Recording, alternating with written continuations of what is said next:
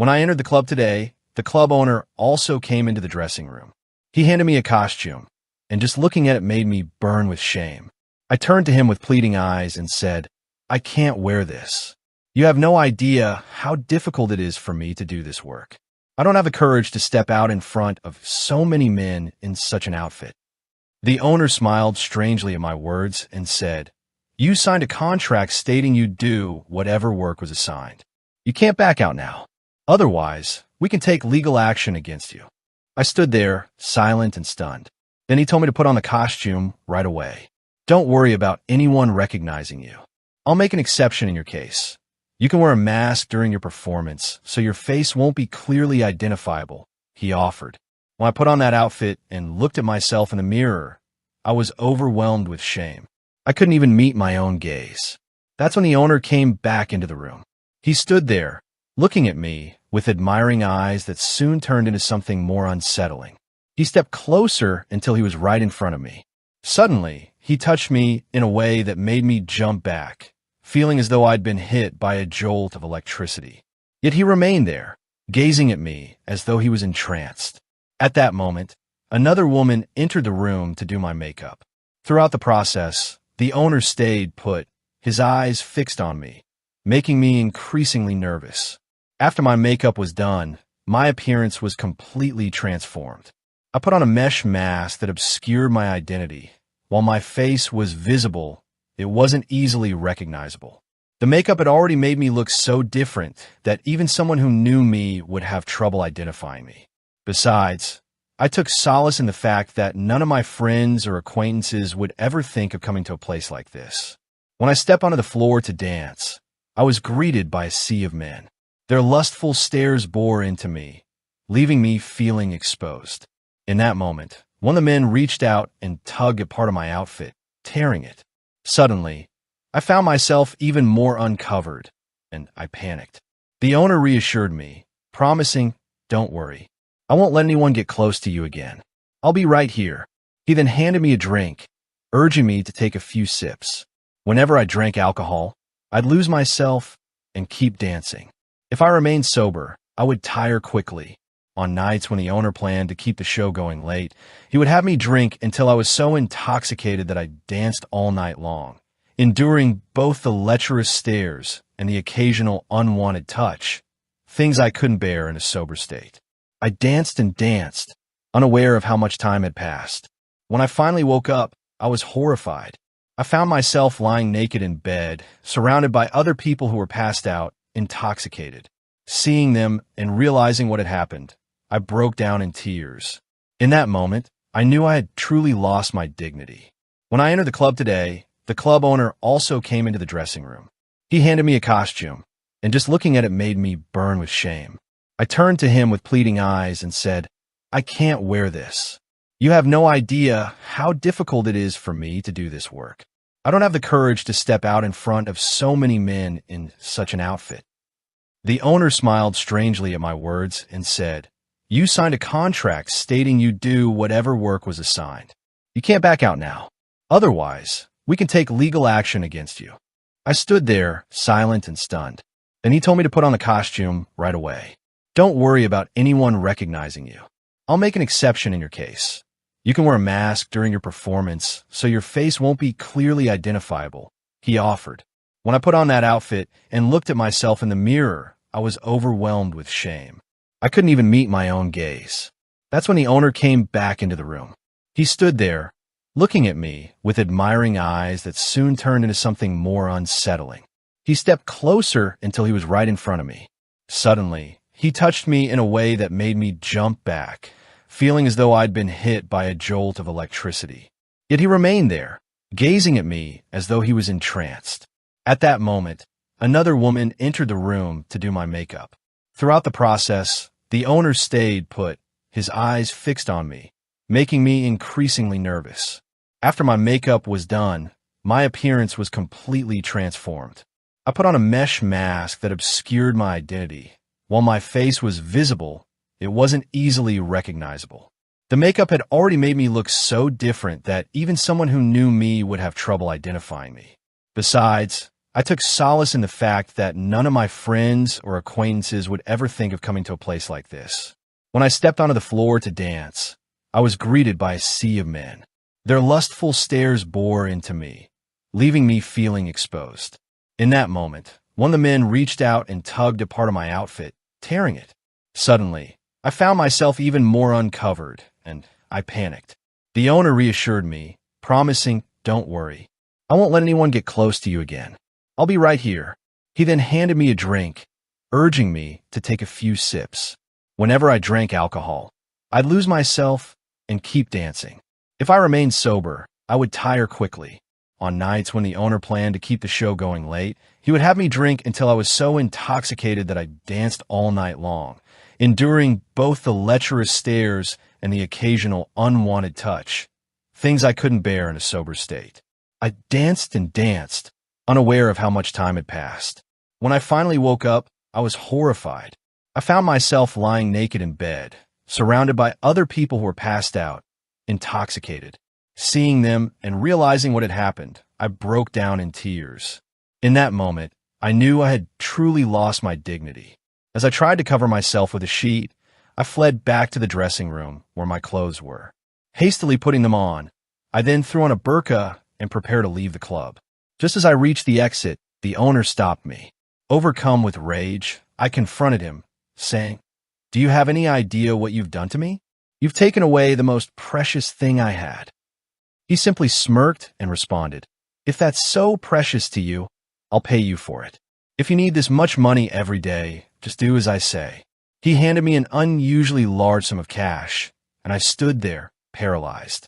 I left the club that night, but when I reached home and lay down in bed, my heart was filled with sorrow.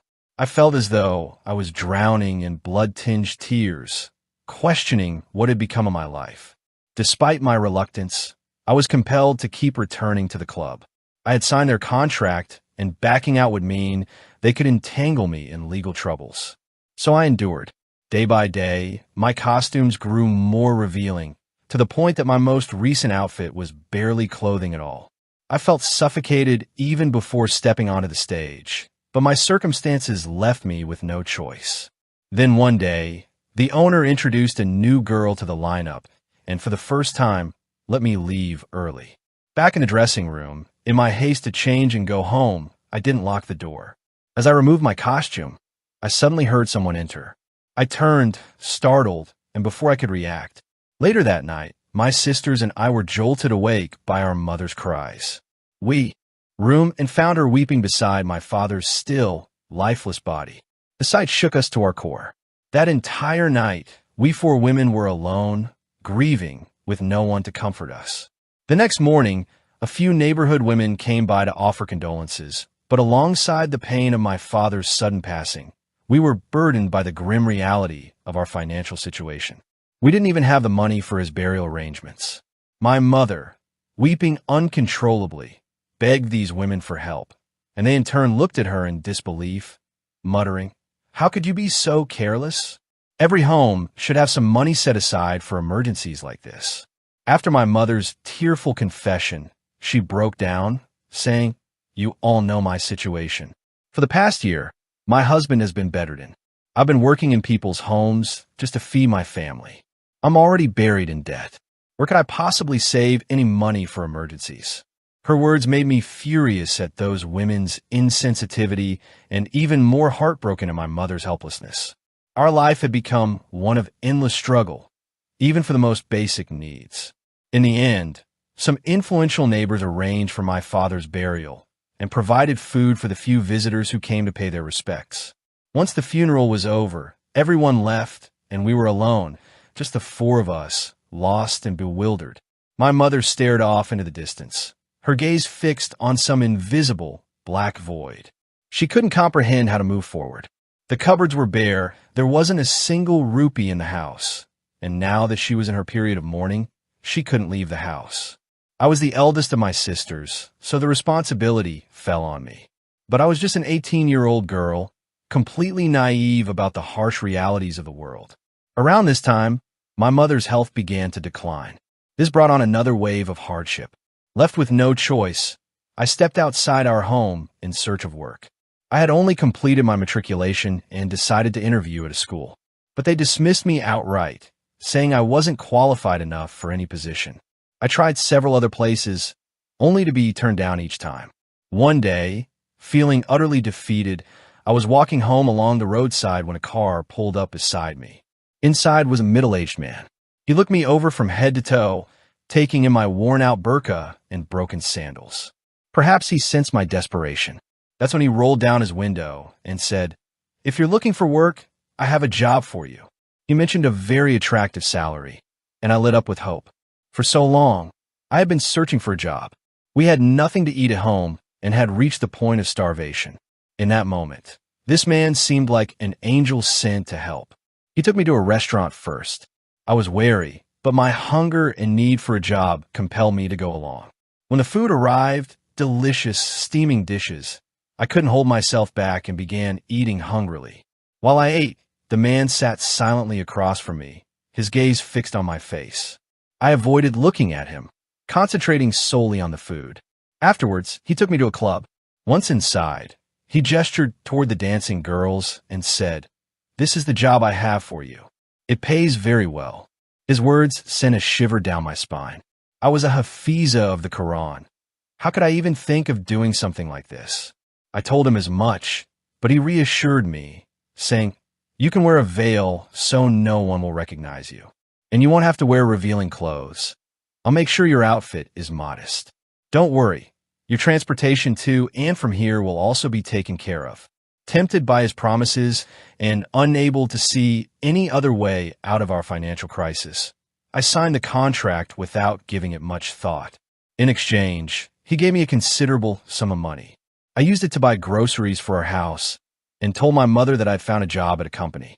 I didn't tell her the truth. I couldn't. When I first started my night shifts, I felt uneasy. My mother hesitated at the mention of night work, worried about what the neighbors and relatives would say.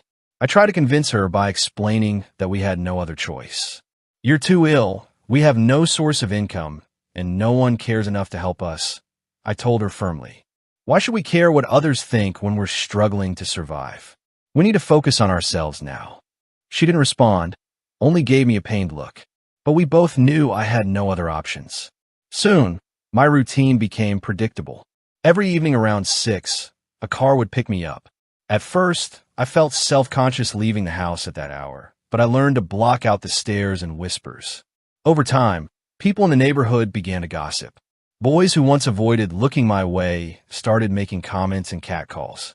Still, I kept my head down and didn't let it bother me. I needed the money. At work, things were more challenging. The club's environment was something I had never imagined for myself. As I danced, men would touch me, and though I tried not to meet my own reflection in the mirrors, I couldn't avoid seeing how much my life had changed. My outfits, which started off relatively modest, grew more revealing with each passing week. The day they handed me an outfit so skimpy it barely covered anything, I felt myself shrink inside. But I wore it. Over time, even my embarrassment began to fade. As I started making more money, my guilt dulled. I had known hunger, the pain of wanting simple necessities and never having them. Now that I had money to care for my mother and cover our expenses, I convinced myself this was just another job. My mother's health remained fragile. She suffered from recurring kidney infections, and I used my earnings to pay for her treatments. Occasionally, she would ask me about my work. "What kind of job pays this well, my child?" she'd ask hesitantly. I would look away, telling her it was just a night shift that paid more than usual. "Don't worry," I'd reassure her. "I'd never do anything that would make you ashamed." As I said these words, I couldn't meet her eyes, picturing what she would think if she knew the truth. Some nights, my boss would give me alcohol to keep me going. Once the liquor took over, I would dance until dawn, feeling numb to the stares and gropes. Yet among all the faces, there was one that stood out, one man whose gaze didn't feel predatory. His eyes weren't like the others. When he looked at me, it felt different. There was a kindness there, an almost protective sadness that made me uncomfortable, but also drew me in. One night, I was changing the dressing room when I heard the door open. Startled, I turned to see that same man standing there. He had entered by mistake, and when he saw me in my vulnerable state, he quickly turned his back. Embarrassed and angry, I threw on my clothes and demanded to know why he was there. His answer surprised me. "I need to talk to you," he said softly. "It's important." I knew this could mean trouble. My boss had made it clear in the contract. No mingling with customers. This was the first time someone had dared to approach me so directly. My initial reaction was to drive him away, to tell him he shouldn't be there. But something about his demeanor, the way he looked at me with a mix of concern and sincerity, made me pause. In this environment, where every interaction felt tainted, his approach seemed strangely out of place. I didn't know what he wanted, but I knew his presence had already disrupted the fragile balance of my precarious life. Upon seeing me hesitate, he quickly reassured me, saying that my manager wasn't there and the owner would be out for a while longer. He seemed so certain, as if he'd prepared carefully before coming to me. His calm and measured tone made me pause. How did he know all these details? And why was he here now? My mind spun with suspicion. Was he here just to take advantage of me like everyone else? The thought stung.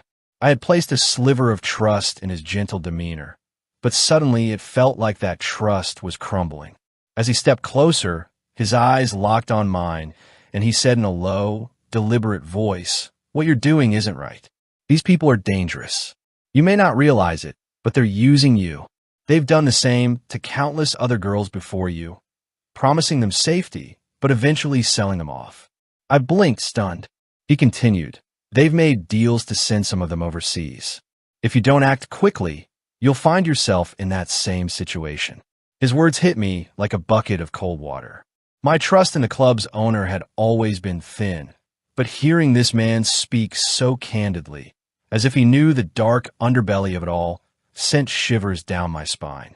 He then gave me his number and said, "When you notice your boss acting strangely, or if he tells you he's taking you to meet someone, let me know immediately. Message me discreetly so no one notices. I'll help you." And then, without waiting for me to respond, he left. The rest of the night passed in a haze. My thoughts churned over his warning, and I couldn't shake the dread growing in my chest. Could he really be telling the truth? Why would he care enough to warn me? What proof did he have? The questions swirled around, keeping me restless. When the moment came, as he had predicted, my boss approached me with an offer to meet some important clients. My skin crawled at his forced smile and empty reassurances. I thought of the videos, the horrific scenes the stranger had shown me, the truth of how this operation worked. I remembered the way those men had pawed at the girls, including me, in those dim, smoky rooms. Though masked and unrecognizable, I had known it was me on that screen. The stranger had been right. This wasn't a job. It was a trap. I followed the stranger's instructions, sending him the message. When my boss led me to that shady meeting, the room was filled with sharp suits and lingering eyes. One man stepped closer, scrutinizing me like merchandise. I tried to shrink away, my body stiff as a board, but his hand reached out, grazing my shoulder. It felt as though a cold-blooded insect had scuttled across my skin. I froze in place, my breath hitching in my throat, a wave of revulsion crashing over me. I was sure he could see the fear etched on my face, but it didn't stop him. He leaned in closer. Before he could say or do anything more, the stranger appeared. It all happened so fast. There was shouting, a scuffle, and then chaos as the stranger and his companions moved swiftly, disarming the men who had thought themselves untouchable. I watched, my heart pounding, as the operation unraveled in front of me. When the authorities finally arrived, the entire scheme was exposed. I had thought my trust in the stranger was fragile, but now it seemed he had been my lifeline all along. Afterwards, as the smoke cleared, the stranger turned to me. "You're safe now," he said, his voice calm, almost gentle. For the first time in what felt like ages, I let out a breath I hadn't realized I was holding. I took several steps back, overwhelmed by what was happening. Seeing my reaction, the people in the room burst out laughing. "We just touched her, and she's already trembling. Imagine how she'll react when we put her to the real test." One sneered, and they all roared with laughter. I felt utterly helpless, my knees shaking under their harsh mockery. I glanced toward my boss, silently pleading for help, but he acted as though I was a stranger. It was as if he didn't even know me.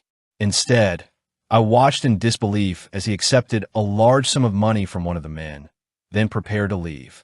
I tried to follow him, but before I could, another man grabbed me firmly by the arm. "You're not going anywhere," he said. His grip was tight, his eyes cold. I froze, unsure what to do. Just then, a commotion erupted as police officers stormed into the room. Everything happened so fast that I couldn't process it. One moment I was being pulled away, the next, a female constable had taken hold of me, leading me out of that wretched place. She brought me straight to the police station. Even there, under the glaring lights, surrounded by a throng of unfamiliar faces, I was too ashamed to meet anyone's eyes. I was still wearing that humiliating outfit, clutching my arms tightly around myself. One of the female inspectors came over and, seeing my state, draped a shawl over me. Her kindness was unexpected, and for a brief moment, it eased my fear. Soon after, the young man I had encountered earlier at the club arrived. This time, he was in full police uniform.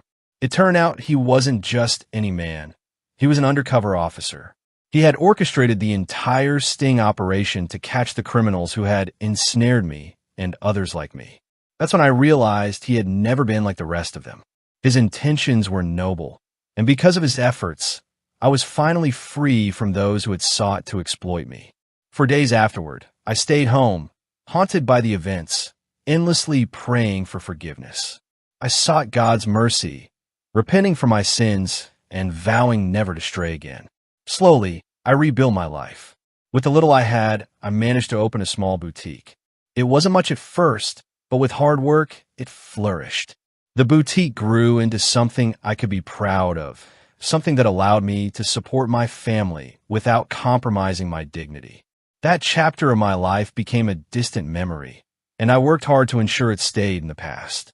Years passed. My mother frequently brought up the topic of marriage, urging me to settle down. She would sit beside me, dreaming aloud about potential matches.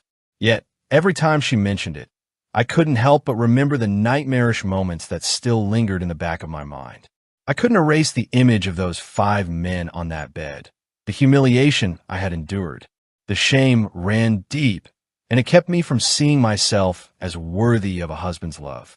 Instead, I focused on ensuring my younger sisters didn't face the struggles I had endured. I made it my mission to see them married at the right time. I was determined to give them the stability and security I had longed for, knowing how important it was for girls to marry at the right age. I knew from experience how cruel society could be to women who had missed their chance. By God's grace, my sisters found good homes, leaving me to reflect on my journey, grateful that at least I could save them from the hardships I had faced.